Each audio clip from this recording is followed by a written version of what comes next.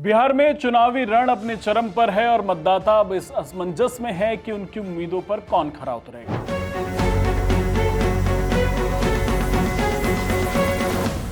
इस बार मुख्य मुकाबला एनडीए और विपक्ष के महागठबंधन के बीच है, ये आपको पता ही है। दोनों गठबंधनों ने अपना अपना घोषणा पत्र यानी मैनिफेस्टो भी जारी कर दिया है। दोनों के मैनिफेस्टो में वादों की बौछार लगी है। हम आपको आसान कर देते हैं समझाना कि कौन से घोषणा पत्र में क्या है, तुलनात्मक एक अध्ययन कर लेते हैं। एक तरफ एनडीए का संकल्प पत्र है तो दूसरी तरफ महागठबंधन का तेजस्वी प्रण। सवाल यह है कि बिहार के युवा, किसान और महिलाओं को कौन सा गठबंधन अपनी ओर खींच रहा है। महागठबंधन का घोषणा पत्र, जिसे तेजस्वी प्रण नाम दिया गया है, तेजस्वी यादव ने वादा किया है कि बिहार के हर परिवार में एक सरकारी नौकरी देंगे और ये महागठबंधन का सबसे बड़ा वादा है। लेकिन इसको लेकर सवाल उठ रहे हैं। हमने भी आपको बताया था कि कैसे 2 करोड़ से ज्यादा सरकारी नौकरी दी जा सकेंगी, बजट कहां से आएगा। साथ ही विपक्षी गठबंधन ने माई बहन मान योजना के तहत महिलाओं को साधने की कोशिश की है।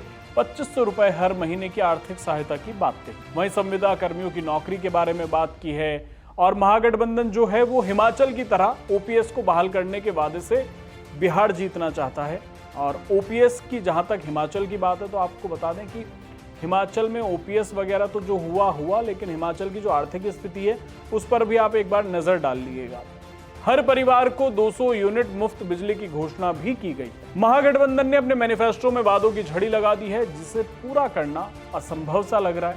और हालांकि कई बार जब पत्रकारों ने तेजस्वी से या जो उनके उप मुख्यमंत्री हैं उनसे पूछा कि कैसे पूरा करेंगे, तो उन्होंने कहा कि वक्त आने पर बता दिया जाएगा कि कैसे पूरा हो। वहीं दूसरी तरफ एनडीए ने अपने वादों को संकल्प पत्र का नाम दिया है, जिसका मेन फोकस है उद्योगों के विकास, इंफ्रास्ट्रक्चर और महिला सशक्तिकरण। एनडीए ने बिहार में 1 करोड़ से ज्यादा नौकरी और रोजगार का वादा किया है। साथ ही सभी जिलों में मेगा स्किल सेंटर खोलने का ऐलान किया है। महिलाओं को 2 लाख रुपए तक की सहायता देने की योजना है। किसानों को सम्मान निधि जारी रहेगी।